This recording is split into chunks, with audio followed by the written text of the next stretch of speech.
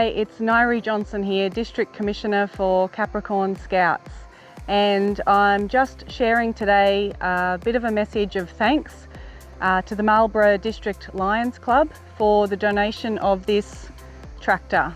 So we had our long-lasting tractor break in June 2024, and the Marlborough Lions District Club came to the rescue and donated this tractor behind us, and that's going to help us take care of Sione Park, which is a scout park on the Rockhampton Yeppoon Road, and it's about 600 acres of land which is completely managed by volunteers.